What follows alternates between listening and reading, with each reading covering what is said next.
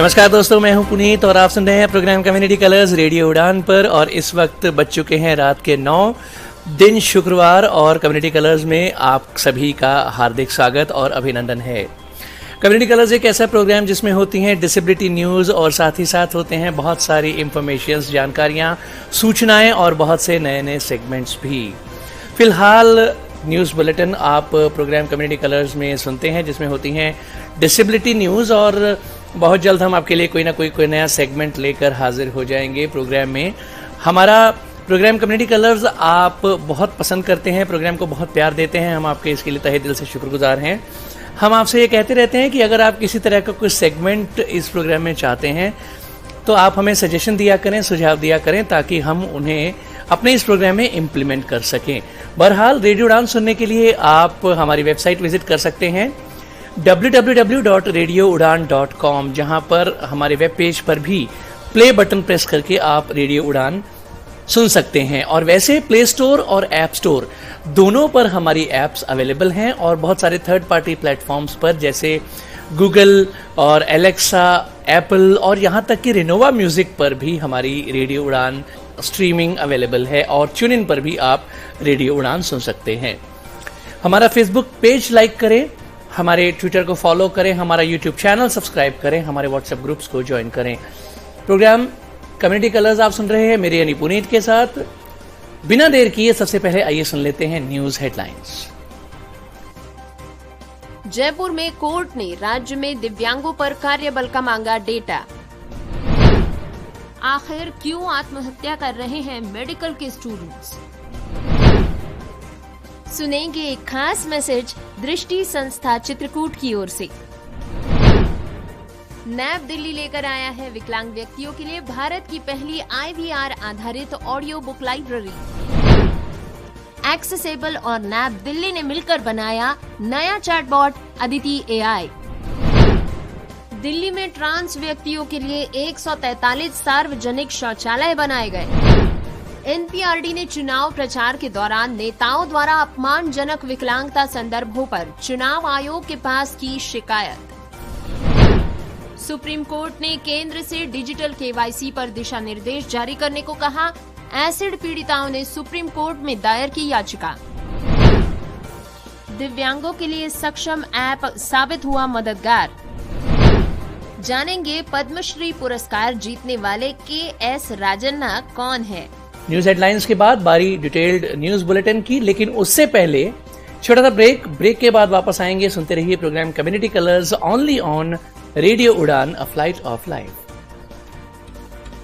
Hello from Hidden Voices. One vision, one voice. And that has led to more than 1,000 hidden voices getting together to empower visually impaired and economically challenged children and adults across India by opening up the world of books to them. Hidden Voices is a unique reading charity founded by Miss Devi Krishna and co-founded by Miss Maitreyi Rajdev on 28th April 2019. An experienced psychotherapist and a counselor with proficiency in the diverse domains of education and human resource management, Ms. Devi has roped in volunteers from across India to read out and create audiobooks in various languages, with Mr. Sudhish P. as a partner and Ms. Cincy Thomas as its president. Hidden Voices now has a total of more than 1,500 in-house readers and is linked with many clubs from JNU, Pune and South India, which gives it more than 3,000 readers. It has volunteers as young as 5 years to as experienced as 82 years. The readers are divided into groups according to age and the language chosen. Hidden Voices has now a steady inventory of books, both informative and fictional, in almost 20 languages. The audiobooks have been utilized by various institutions and groups like Ferguson College Pune, Lit the Light, Duty, Madras Club, etc. More than 50,000 lives have been touched and enriched by this program. For more information, send us an email on hiddenvoices2020@gmail.com. Programme में आप सभी का स्वागत। Detailed news bulletin जारी है। दोस्तों नमस्कार, आज है शुक्रवार और हम हैं फिर से एक बार तैयार आपके लिए लेकर आपका favourite news and update show community colours. दोस्तों आज के न्यूज हेडलाइंस तो आप सुन ही चुके होंगे। करते हैं शुरुआत प्रोग्राम की डिटेल्ड न्यूज बुलेटिन के साथ। आज की हमारी पहली खबर आती है जयपुर से। दोस्तों जयपुर में विशेष रूप से सक्षम व्यक्तियों के लिए राज्य आयुक्त की अदालत ने एक आदेश जारी करके उद्योग और वाणिज्य विभाग और निदेशक यानी कि इंडस्ट्रीज, कॉमर्स डिपार्टमेंट और द डायरेक्टर, इन सभी से विशिष्ट प्रतिष्ठानों में, कारखानों में कार्यरत विकलांग व्यक्तियों का हर विवरण प्रदान करने के निर्देश दिए हैं और राज्य में उद्योगों सहित प्रत्येक प्रतिष्ठान में काम करने वाले दिव्यांगों की संख्या, उनके द्वारा किए गए कार्य की प्रकृति और ऐसे कर्मचारियों की विकलांगता की प्रकृति के बारे में डेटा मांगा है। राजस्थान के विशेष योग्यजन आयुक्त उमा शंकर शर्मा ने आदेश जारी किए हैं। आयुक्त राजस्थान में औद्योगिक प्रतिष्ठानों में काम करने वाले दिव्यांगों का रिकॉर्ड बनाए रखने और इसके लिए एक पोर्टल विकसित करने की योजना बना रहे हैं। अदालत ने निर्देश दिया कि विकलांग व्यक्तियों के अधिकार अधिनियम 2016 की धारा 22 के अनुसार प्रत्येक प्रतिष्ठान रोजगार के मामले, प्रदान की गई सुविधाओं और अन्य आवश्यक जानकारी के अनुपालन में विकलांग व्यक्तियों पर रिकॉर्ड बनाए रखेगा। आदेश में कहा गया कि प्रत्येक रोजगार कार्यालय को रोजगार चाहने वाले PWD के रिकॉर्ड बनाए रखना चाहिए और उपधारा 1 के तहत बनाए गए रिकॉर्ड्स ऐसे व्यक्तियों द्वारा सभी उचित घंटों में निरीक्षण के लिए खुले रहने चाहिए जिन्हें उपयुक्त सरकार द्वारा उनकी ओर से अधिकृत किया जा सकता है। इसमें कहा गया है कि विकलांग लोगों के लिए उपयुक्त रूप में पहचाने गए पदों की एक सूची प्रतिष्ठान में प्रदर्शित की जानी चाहिए। एक संपर्क अधिकारियों और साथ ही एक संपर्क अधिकारी को दिव्यांग जनों की भर्ती को लेकर देखभाल करनी चाहिए कि प्रत्येक प्रतिष्ठान को नियोजित दिव्यांगों की संख्या और उनके नियोजित होने की तारीख का रिकॉर्ड रखना होगा। PWDs का नाम, लिंग, पता, ऐसे व्यक्तियों की विकलांगता की प्रकृति, नियोजित दिव्यांगजनों द्वारा किए जा रहे कार्य की प्रकृति और ऐसे व्यक्तियों को किस प्रकार की सुविधाएं प्रदान की जा रही हैं, इस बारे में संपूर्ण डेटा उपलब्ध कराना जरूरी है। दोस्तों अब खबर सुनते हैं मेडिकल के स्टूडेंट्स के बारे में। MBBS छात्रों से लेकर PG मेडिकल के स्टूडेंट्स तक डॉक्टरों के मानसिक स्वास्थ्य ने नेशनल मेडिकल कमीशन को चिंता में डाल दिया है। लोगों का इलाज करने वाले डॉक्टर खुद मानसिक परेशानियों से जूझ रहे हैं, खास तौर पर मेडिकल के छात्र। बीते वर्षों में देश में बढ़ते मेडिकल स्टूडेंट्स के सुसाइड के मामले चिंताजनक हैं। MBBS और PG मेडिकल की पढ़ाई कर रहे छात्र छात्राओं के आत्महत्या के आंकड़ों ने नेशनल मेडिकल कमीशन को भी सख्ते में डाल दिया है। लेकिन बड़ा सवाल तो ये है कि आखिर मेडिकल स्टूडेंट्स सुसाइड क्यों कर रहे हैं? कौन सी ऐसी बातें हैं जो उन्हें परेशान कर रही है? इसका हल ढूंढने के लिए NMC ने बड़ा कदम उठाया है। आखिर NMC क्या कर रहा है मेडिकल छात्रों की परेशानियां दूर करने के लिए? देश के मेडिकल छात्रों में अवसाद यानी डिप्रेशन और आत्महत्या के बढ़ते हुए मामलों को देखते हुए एक टास्क फोर्स बनाया है जिसमें 15 सदस्य हैं। टास्क फोर्स को 31 मई तक एक डिटेल्ड रिपोर्ट तैयार करने के लिए कहा गया है। इस रिपोर्ट में मेडिकल छात्रों के बीच मानसिक स्वास्थ्य संबंधी चुनौतियों और आत्महत्याओं से जुड़ी जटिलताओं पर प्रकाश डाला जाएगा। ये प्रक्रिया पारदर्शी हो और जवाबदेही सुनिश्चित हो सके, इसलिए 31 मई तक हर महीने प्रोग्रेस रिपोर्ट भी जमा कराई जाएगी। इसी के साथ टास्क फोर्स को अन्य कई जरूरी काम भी सौंपे गए हैं। लेकिन बीते 5 सालों में 119 मेडिकल स्टूडेंट्स ने क्यों किया है सुसाइड? रिपोर्ट के मुताबिक पिछले 5 साल में मेडिकल की पढ़ाई करते हुए 119 छात्रों ने आत्महत्या कर ली। इनमें से 64 MBBS स्टूडेंट थे, 55 मेडिकल PG की पढ़ाई कर रहे थे। इसके अलावा 1167 छात्रों ने भी मेडिकल की पढ़ाई छोड़ दी है। देश भर के विभिन्न कॉलेजेस में रैगिंग और आत्महत्या के मामले लगातार सामने आ रहे हैं। ये समस्या उन छात्रों में भी देखी जा रही है जो नीट परीक्षा की तैयारी कर रहे हैं। आयोग द्वारा 21 फरवरी को जारी आधिकारिक आदेश में बताया गया कि हाल के दिनों में मेडिकल छात्रों का मानसिक स्वास्थ्य चिंता का विषय बना हुआ है। इसके कारण वे अवसाद और आत्महत्या जैसा कदम उठा रहे हैं। इस समस्या से निपटने के लिए राष्ट्रीय चिकित्सा आयोग NMC की एंटी रैगिंग कमेटी द्वारा एक नेशनल टास्क फोर्स का गठन किया जा चुका है। दोस्तों, आइए सुनते हैं एक संदेश दृष्टि संस्था चित्रकूट की ओर से।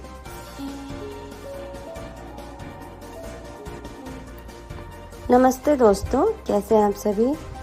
मैं संगीता आज आप सभी को दृष्टि संस्था की ओर से चलाए जाने वाले महत्वपूर्ण 3 कोर्स के बारे में जानकारी देना चाहती हूँ और आपसे ये रिक्वेस्ट करती हूँ कि अधिक से अधिक लोगों तक इसकी जानकारी पहुँचाएं ताकि जिसको इसकी ज़रूरत है वहाँ तक ये इन्फॉर्मेशन टाइम से पहुँच सके। जी हाँ फ्रेंड्स, दृष्टि संस्था जो कि चित्रकूट उत्तर प्रदेश करबी में स्थित है और ये अपने यहाँ पर 3 महत्वपूर्ण कोर्स चला रही है। उसके बारे में मैं आपको डिटेल में बताती हूँ और ये आपको ये भी बता देती हूँ कि ये संस्था बहुत ही ईमानदारी ऑनेस्ट के साथ कार्य करती है और बहुत सफलता के साथ और रिजल्ट ओरिएंटेड इनका काम रहता है। जो भी कोर्स कराते हैं उसमें 100% रिजल्ट आता है। वहाँ से पढ़ के निकले हुए छात्र छात्राएं कहीं भी जाते हैं वो अपनी अलग पहचान छोड़ते हैं और बहुत शिद्दत के साथ ये कोर्स कराए जाते हैं। तो आप बेझिझक यहाँ पर रजिस्ट्रेशन करा सकते हैं और ये शॉर्ट टर्म कोर्स कर सकते हैं। आइए जानते हैं 3 कोर्स क्या क्या है। इसमें जो पहला कोर्स चलाया जा रहा है वो है CCC का। जी हाँ फ्रेंड्स, ये ओनली ब्लाइंड गर्ल्स के लिए है, तो ये CCC के लिए एडमिशन ले सकते हैं जो कि स्टार्ट हो चुका है और ये हमेशा चलता रहेगा। 3 महीने का कोर्स है, तो आप कभी भी इसको ज्वाइन कर सकते हैं। इसमें ज़रूरी बात एक ये है कि अगर आपको कंप्यूटर की बेसिक नॉलेज है तो आपको डायरेक्ट कोर्स कराया जाएगा और यदि आपको कंप्यूटर की बिल्कुल भी नॉलेज नहीं है तो पहले आपको बेसिक नॉलेज दी जाएगी 1-2 महीने तक, उसके बाद कोर्स कराया जाएगा। कोर्स कराने के साथ साथ इंग्लिश स्पीकिंग कोर्स भी कराया जाएगा और ये जो दोनों में कोर्स क्लासेस चलेंगी तो दोनों लैंग्वेज में होंगी, हिंदी इंग्लिश। जो जिसमें कंफर्टेबल होगा उस बैच को ज्वाइन कर सकता है। और इसमें जो अनिवार्य शर्तें हैं वो ये कि 10th पास मिनिमम होना चाहिए। इसमें आपको 10th की मार्कशीट लगानी है, ब्लाइंड सर्टिफिकेट लगाना है एंड आपको आधार कार्ड लगाना है। इसके बाद जो सेकंड कोर्स चलाया जा रहा है वो है ब्रेल लर्निंग कोर्स, जो कि 20 मई से स्टार्ट होने जा रहा है और ये हर साल 40 दिनों का समर वेकेशन कोर्स होता है।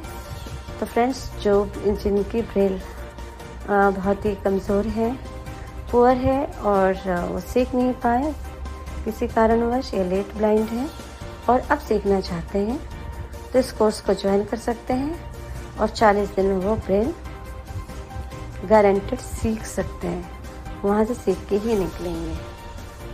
तो इसमें एज क्राइटेरिया भी कोई नहीं है, कोई भी इस कोर्स को ज्वाइन कर सकता है। जो लास्ट अभी वहाँ पे प्रोग्राम चल रहा है, ये ऑर्गेनाइज किया जाएगा 26 मई को परिचय सम्मेलन यानी विवाह समारोह के लिए जो परिचय कराया जाता है उसका आयोजन, उसका फर्स्ट स्टेज है। तो 25 मई को आप वहाँ पहुँच सकते हैं और ठहरने की खाने की व्यवस्था है पूरी। 26 मई को परिचय सम्मेलन होगा। इसमें गर्ल्स बॉयज़ दोनों रजिस्ट्रेशन करा सकते हैं। बॉयज़ को अकेले अलाउ भी कर दिया जाता है, किंतु गर्ल्स का मस्ट होता है कि वो पेरेंट्स के साथ आए तो अच्छा रहेगा, क्योंकि पेरेंट्स के साथ बातचीत करके और इस समारोह को सफल बनाने में काफ़ी मदद मिलती है। ये बरसों से चला आ रहा है प्रोग्राम, बहुत ही कामयाब प्रोग्राम है। यहाँ पे कई सारे जोड़े सक्सेस होके जाते हैं और शादियाँ उनकी सफल रहती हैं। और एक उनका जो है बहुत ही फेवरेट प्रोग्राम है, जो कि क्वालिटी का प्रोग्राम जिसे कह सकते हैं हम। 26 मई के बाद 3 जुलाई को विवाह समारोह रखा जाएगा। जो भी इसमें जोड़े बनेंगे, जो भी तैयार होंगे, जिनकी बात बन जाएगी, उनका विवाह 3 जुलाई को कराया जाएगा। ये भी बहुत ही सफलतापूर्वक शानदार तरीके से इस संस्था द्वारा कराया जाता है। जिसको इसमें भाग लेना चाहते हैं, आजमाना चाहते हैं, हम ज़रूर देखें। बहुत ही अनोखा और शानदार ये प्रोग्राम होता है, संपन्न होता है और बहुत से लोगों को जानते हैं हम, जो कि यहाँ से सफलतापूर्वक विवाह करके निकले हैं और उनकी ज़िंदगी बहुत बढ़िया चल रही है। तो फ्रेंड्स, ये थी 3 प्रोग्राम। आप इसकी जानकारी अधिक से अधिक लोगों तक पहुँचाएँ और अपना जो रजिस्ट्रेशन है, रिक्वेस्ट है, PDF फाइल में और विद डॉक्यूमेंट्स महासचिव हैं संस्था के शंकरलाल गुप्ता सर, उनके नंबर पे व्हाट्सएप कर सकते हैं 9721157193 9721157193। बहुत बहुत शुक्रिया।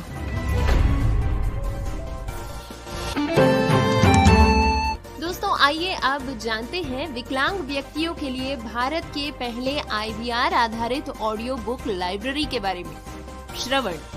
श्रवण है नैब दिल्ली की एक नई पहल, जिसके तहत विकलांग व्यक्तियों के लिए भारत की पहली IVR आधारित AI संचालित ऑडियो बुक लाइब्रेरी बनाई गई है। श्रवण के माध्यम से आप एक मोबाइल नंबर पर फोन करके अपनी पसंदीदा किताब सुन सकते हैं। आपको इंटरनेट या वाईफाई की जरूरत नहीं है, बस किसी भी प्रकार से फोन कॉल करें 08071175215 पर। पहले से ही यहाँ पर हजारों पुस्तकें उपलब्ध है और ये संग्रह तेजी से बढ़ रहा है। सुनते समय आप अगले अध्याय पर भी जा सकते हैं, पृष्ठवार भी जा सकते हैं या रोक भी सकते हैं। इतना ही नहीं, जब आप अगली बार कॉल करेंगे तो आपके पास वहीं से जारी रखने या कोई अन्य पुस्तक या कहानी चुनने का विकल्प होगा जहां से आपने छोड़ा था। दोस्तों, अगर आप पहले से ही नैब दिल्ली के सदस्य हैं, तो तुरंत श्रवण का लाभ उठाएं।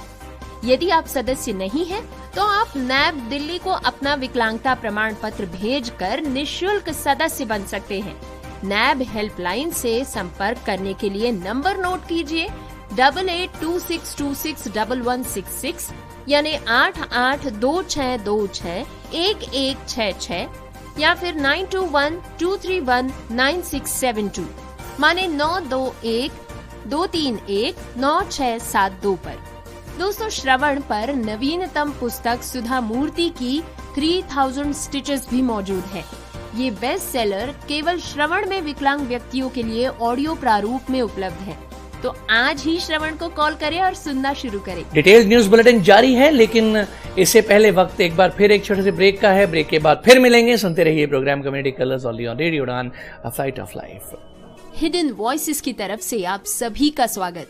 हिडन वॉइसेस, एक दृष्टि एक आवाज, और इसने पूरे भारत में दृष्टिबाधित और आर्थिक रूप से विकलांग बच्चों और वयस्कों को किताबों की दुनिया खोलकर सशक्त बनाने के लिए 1000 से भी अधिक छिपी हुई आवाजों को मिलाया है।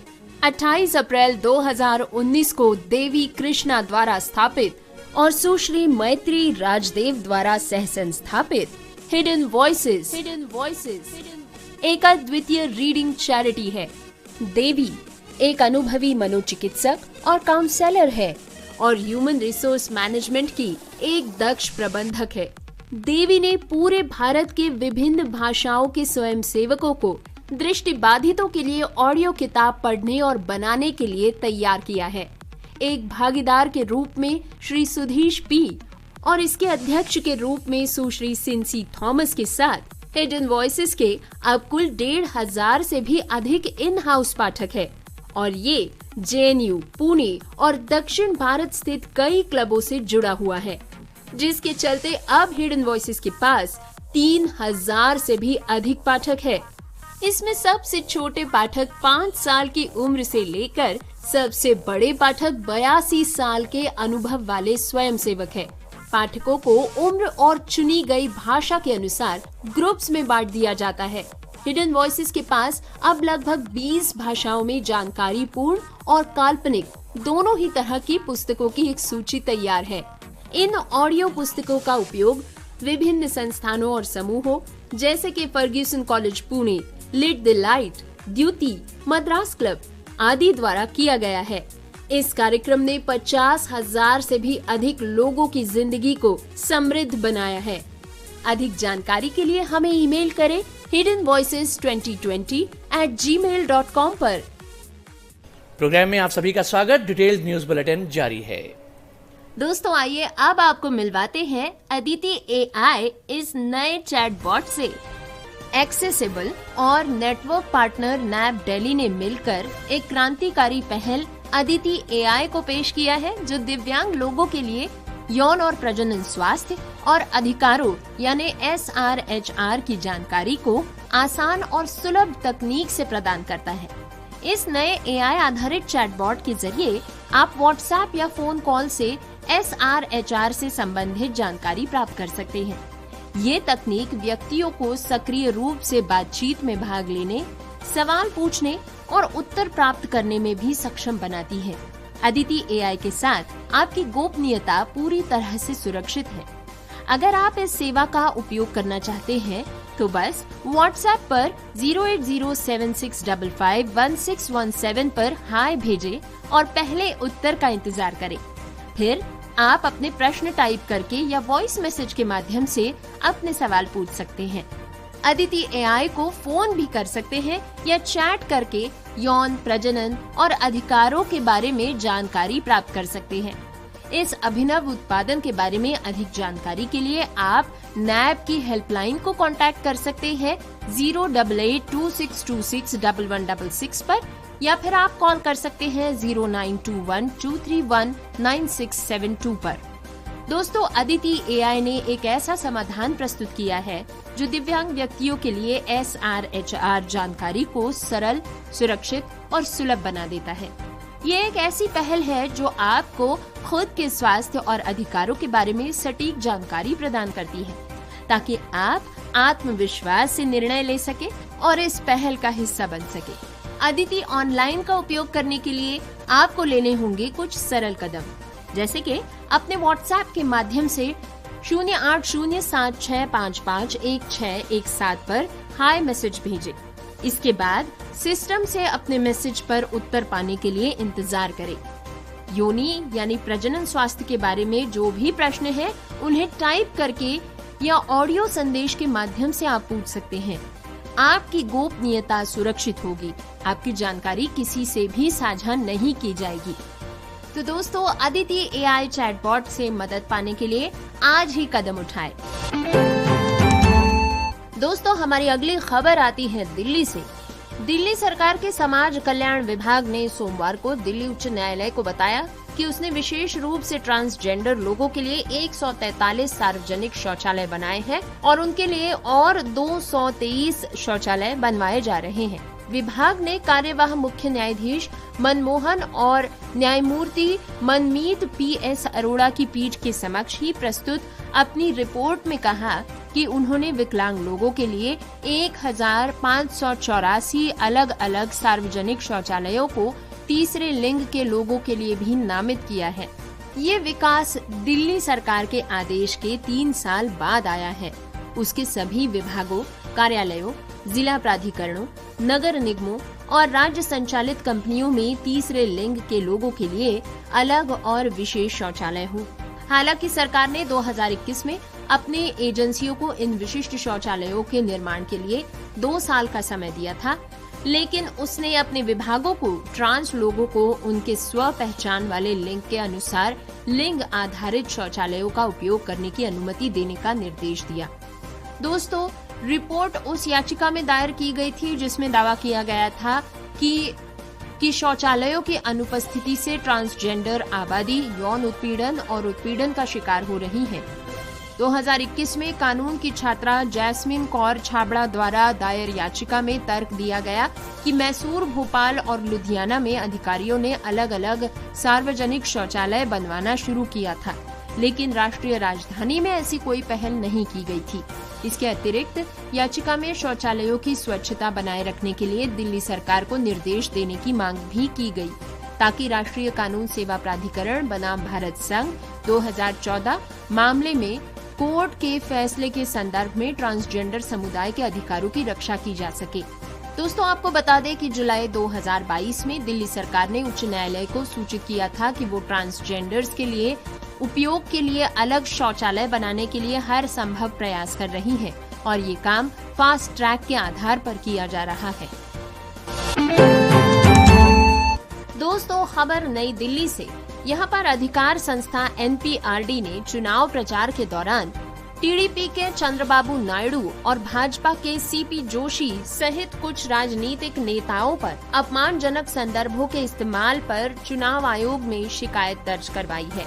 विकलांगों के अधिकारों के लिए राष्ट्रीय मंच NPRD के महासचिव मुरलीधरन ने कई उदाहरणों पर प्रकाश डाला, जहां के राजनीतिक हस्तियों ने विकलांगों के बारे में अपमानजनक टिप्पणियां की और चुनाव आयोग से इन उल्लंघनों को संबोधित करने के लिए तत्काल कार्रवाई करने का आग्रह किया। दोस्तों, 8 मई को चुनाव आयोग को लिखे एक पत्र में राजनीतिक नेताओं द्वारा नफरत फैलाने वाले भाषणों और अपमानजनक शब्दों की बढ़ती प्रवृत्ति की निंदा की गई, जो कि जन प्रतिनिधित्व अधिनियम, RP अधिनियम, आदर्श आचार संहिता के तहत मौजूदा कानून प्रावधानों के बावजूद बेरोक-टोक जारी है। NPRD ने विशेष रूप से ऐसे उदाहरणों का उल्लेख दिया है कि जहां पर चुनाव आचरण को नियंत्रित करने वाले कानूनी और नैतिक दिशा निर्देशों का उल्लंघन करते हुए विरोधियों को बदनाम करने के लिए विकलांग शब्द का इस्तेमाल किया गया। इसमें राजनीतिक विरोधियों की तुलना बैसाखी पर चलने वाले लोगों से की जाने वाली आपत्तिजनक टिप्पणी भी की गई। ये टिप्पणी राजस्थान भाजपा प्रमुख जोशी के खिलाफ दर्ज की गई पूर्व शिकायत के संदर्भ से है। NPRD ने जोर देकर कहा कि शिकायत 29 मार्च को प्रस्तुत की गई थी और इस तरह के कदाचार के खिलाफ ठोस कार्रवाई करने के लिए चुनाव आयोग की तत्कालिकता को रेखांकित किया जाना चाहिए। इसके अलावा NPRD ने प्रमुख राजनीतिक हस्तियों से जुड़ी 2 हालिया घटनाओं की ओर भी ध्यान आकर्षित किया, जिसमें एक घटना में TDP के सुप्रीमो नायडू शामिल थे, जिन्होंने एक प्रतिद्वंद्वी के मानसिक स्वास्थ्य के बारे में अपमानजनक टिप्पणी भी की। दूसरी घटना में नेशनल पीपल्स पार्टी के उम्मीदवार क्रीटन बर्थ मार्क को उजागर किया गया, जिन्होंने कथित तौर पर अभियान कार्यक्रम के दौरान एक विकलांग व्यक्ति का अपमान किया। NPRD ने कहा कि इन कार्रवाइयों ने सार्वजनिक बयानों, भाषणों और अभियानों में विकलांगता से संबंधित अपमानजनक भाषा का उपयोग करके चुनाव आयोग के दिशा निर्देशों की स्पष्ट रूप से अवहेलना की है। इसके पत्र में चुनाव आयोग द्वारा अनुकरणीय कार्रवाई का आह्वान किया गया। MCC और प्रासंगिक कानूनी प्रावधानों के अनुसार अपराधियों के लिए तत्काल जांच और उचित दंड का आग्रह भी किया जा चुका है। NPRD ने चेतावनी दी है कि इन उल्लंघनों को संबोधित करने में अगर विफलता हुई तो आयोग के दिशा निर्देशों की अखंडता को कमजोर किया जा सकता है और चल रही चुनावी प्रक्रिया के दौरान कदाचार को बढ़ावा मिल सकता है। दोस्तों, खबर सुनते हैं सीधे सुप्रीम कोर्ट से। यहाँ पर 9 एसिड पीड़िताओं ने डिजिटल KYC को लेकर एक याचिका दाखिल की है। याचिका में कहा गया है कि उन्हें अनावश्यक कठिनाइयों का सामना करना पड़ रहा है, जो कि उन्हें आवश्यक वस्तुओं और सेवाओं तक पहुंच से रोक रही हैं। 9 एसिड हमलों की पीड़िताओं ने सुप्रीम कोर्ट में याचिका दायर कर केंद्र सरकार को डिजिटल नो योर कस्टमर यानी KYC प्रक्रिया के लिए निर्देश जारी करने की मांग की है। इसमें एसिड अटैक सर्वाइवर्स और आंखों की क्षति वाले व्यक्तियों को भी शामिल किया जा सकता है। पीड़िताओं ने अपनी याचिका में व्यक्तिगत कठिनाइयों का हवाला दिया है। शीर्ष अदालत इस मामले में सुनवाई कर सकती है। याचिका में पीड़िताओं ने कहा है कि उन्हें बुनियादी वित्तीय और दूर संचार सेवाओं तक पहुंच के लिए विभिन्न नियामक प्राधिकरणों, तमाम क्षेत्रों में सार्वजनिक और निजी प्रतिष्ठानों के साथ कई बाधाओं का सामना करना पड़ रहा है। कई एसिड हमले की पीड़ितों की आंखों की विकृति और इस तरह की चुनौतियों का सामना करने वाले लोगों को सिम कार्ड खरीदने या स्वतंत्र रूप से बैंक खाते खोलने में बाधा आ रही है। याचिका में कहा गया है कि उन्हें अनावश्यक कठिनाइयों का सामना करना पड़ता है। याचिकाकर्ताओं में से एक ने अपने पति या पत्नी के नाम पर एक सिम कार्ड खरीदा क्योंकि वो डिजिटल केवाईसी प्रक्रिया को पूरा नहीं कर सकी, जिसके लिए उसे पलकें झपकानी पड़ती है और ये कार्य वो अपनी स्थिति के कारण नहीं कर सकती थी। याचिका में कहा गया है कि ये बाधाएं एसिड अटैक सर्वाइवर्स को आवश्यक वस्तुओं और सेवाओं तक पहुंच से रोक रही हैं, जो सम्मान, स्वायत्तता और समानता के जीवन जीने और दिन प्रतिदिन के जीवन में भाग लेने के लिए आवश्यक हैं। याचिकाकर्ताओं ने कहा कि ऑफलाइन या भौतिक केवाईसी तरीकों के लिए कई अपीलों के बावजूद सार्वजनिक और निजी दोनों संस्थाएं ऐसे पीड़ितों की परेशानियों को दूर करने में विफल रही हैं। दोस्तों, खबर हरियाणा के कैथल से। भारत निर्वाचन आयोग की ओर से सभी दिव्यांगजनों की सुविधा के लिए सक्षम ऐप लॉन्च किया गया है, जो उन्हें मतदान केंद्र पर आवागमन के साथ साथ व्हील चेयर की सुविधा प्रदान करेगा। ये जानकारी जिला निर्वाचन अधिकारी एवं डीसी प्रशांत पवार ने दी है। उन्होंने कहा है कि इसके लिए दिव्यांगों को अपने मोबाइल में सक्षम ऐप डाउनलोड करना होगा। इस ऐप का प्रयोग करके दिव्यांगजन सहज एवं सुविधाजनक रूप से अपने मताधिकार का प्रयोग कर सकेंगे। उन्होंने आगे बताया कि सक्षम ऐप के इंटरफेस को उपयोगकर्ताओं के लिए अनुकूल बनाया गया है। सक्षम ECI ऐप के माध्यम से दिव्यांग वोटर मतदाता सूची में अपना नाम चेक करने के अलावा पोलिंग बूथ की लोकेशन, बूथ तक आवागमन के लिए व्हील चेयर के लिए अनुरोध भी कर सकते हैं। कहा जा रहा है कि जिले में 7,580 दिव्यांग मतदाता मौजूद हैं। दोस्तों, अब खबर सुनते हैं KS राजन्ना जी के बारे में। 2013 में KS राजन्ना जी को कर्नाटका में कमिश्नर का पद दिया गया था, लेकिन कार्यकाल पूरा होने से पहले ही उन्हें अचानक हटा दिया गया। इस पर बवाल मचा तो उन्हें फिर से पद दे दिया गया। उन्होंने पैरालंपिक गेम्स में देश के लिए गोल्ड और रजत पदक जीता है। उन्हें बचपन में ही पोलियो के कारण अपने हाथ पैर गंवाने पड़ गए, लेकिन उन्होंने हिम्मत नहीं हारी, घुटनों के बल चलना सीखा, खुद को कभी किसी से कम नहीं माना और विकलांगों के हितों के लिए काम करने का फैसला कर लिया। और काम भी ऐसा किया कि राष्ट्रपति से पद्मश्री पुरस्कार मिल गया। 9 मई को राष्ट्रपति भवन में उन्हें पद्मश्री पुरस्कार से नवाजा गया। उनका नाम है KS राजन्ना। 64 साल के KS राजन्ना मूल रूप से बेंगलुरु के रहने वाले हैं। महज 11 साल की उम्र में पोलियो की वजह से उन्हें अपने हाथ पैर गंवाने पड़ गए। सामाजिक कार्यकर्ता के रूप में उन्होंने अपनी पहचान बनाई, लेकिन उनकी पहचान सिर्फ सोशल वर्कर की नहीं है। 1975 में उन्होंने स्टेट सिविल परीक्षा में सफलता हासिल की। 1980 में उन्होंने मैकेनिकल इंजीनियरिंग में डिप्लोमा किया। साल 2002 में हुए पैरालंपिक के डिस्कस थ्रो स्पर्धा में उन्होंने देश के लिए स्वर्ण पदक भी जीता। तैराकी में उन्होंने रजत पदक जीतकर खुद को एक खिलाड़ी के रूप में स्थापित किया। मीडिया रिपोर्ट्स के अनुसार उन्होंने ड्राइविंग भी सीख रखी है। उन्होंने लिंगराजपुरम ब्लॉक के कांग्रेस कमेटी के महासचिव के रूप में भी काम किया है। उन्हें SM कृष्णा के कार्यकाल के दौरान तत्कालीन बेंगलुरु सिटी कॉरपोरेशन में पार्षद के रूप में नामांकन के लिए अनुशंसित किया गया था। इसके अलावा उन्होंने खुद का बिजनेस भी शुरू किया। मीडिया में छपी एक रिपोर्ट के अनुसार जनवरी 2024 तक उन्होंने अपने उद्यम के जरिए 500 से भी अधिक विकलांग लोगों को रोजगार दिया है। 2013 में राजन्ना को कमिश्नर फॉर डिसेबल्ड का पद दिया गया। वो राज्य के पहले विकलांग आयुक्त बन गए थे। राजन्ना तब 54 साल के थे। अपने कार्यकाल में उन्होंने विकलांगता जनगणना की मांग की। उन्होंने कहा था कि विकलांग व्यक्ति अधिनियम के उचित कार्यान्वयन के लिए विकलांगता जनगणना आयोजित करना होगा। राजन्ना ने कहा कि इस जनगणना में न केवल विकलांग व्यक्तियों की संख्या गिनी जाएगी, बल्कि विकलांगता की सीमा, शिक्षा का स्तर, रोजगार और आय भी दर्ज की जाएगी। दोस्तों, कमिश्नर पद पर राजन्ना जी का कार्यकाल 2016 तक था, लेकिन उससे पहले ही 2015 में उन्हें पद से हटा दिया गया। इस पर विवाद हुआ, सवाल उठे तो सिद्धरामैया सरकार ने सुधार किया। राजन्ना को फिर से उनका पद बहाल किया गया। राज्य सरकार की ओर से कहा गया कि कम्युनिकेशन एरर के कारण ऐसा हुआ था। जनवरी 2024 में जब पद्मश्री पुरस्कार के लिए उनके नाम की घोषणा हुई, तो मीडिया में उनका एक बयान छपा। उन्होंने कहा कि मांड्या जिले में मूल निवासी के रूप में ये पुरस्कार उनके लिए सुखद है, लेकिन ये सिर्फ एक पुरस्कार बनकर नहीं रहना चाहिए, बल्कि इससे उनके अपने सामाजिक कार्यों में अधिक मदद मिलनी चाहिए। उन्होंने आगे कहा कि विकलांग व्यक्तियों के लिए कोई राजनीतिक आरक्षण नहीं है और मुझे उम्मीद है कि ये पुरस्कार राज्य और केंद्र को एक विकलांग व्यक्ति को विधान परिषद या राज्यसभा के सदस्य के रूप में नियुक्त करने के लिए प्रेरित करेगा। राजन्ना ने कहा था कि वो सिर्फ सहानुभूति नहीं चाहते, बल्कि अपने अधिकारों का प्रयोग करने का अवसर भी चाहते हैं।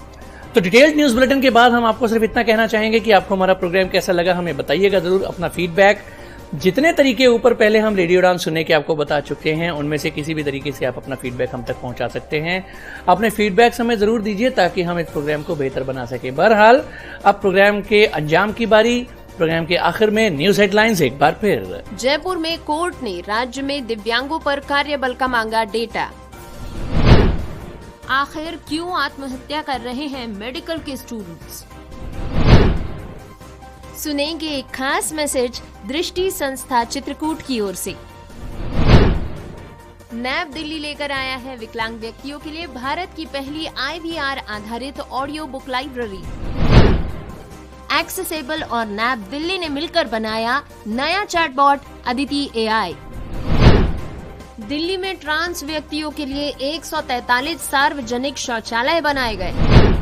NPRD ने चुनाव प्रचार के दौरान नेताओं द्वारा अपमानजनक विकलांगता संदर्भों पर चुनाव आयोग के पास की शिकायत। सुप्रीम कोर्ट ने केंद्र से डिजिटल KYC पर दिशा निर्देश जारी करने को कहा। एसिड पीड़िताओं ने सुप्रीम कोर्ट में दायर की याचिका। दिव्यांगों के लिए सक्षम ऐप साबित हुआ मददगार। जानेंगे पद्मश्री पुरस्कार जीतने वाले KS राजन्ना कौन है।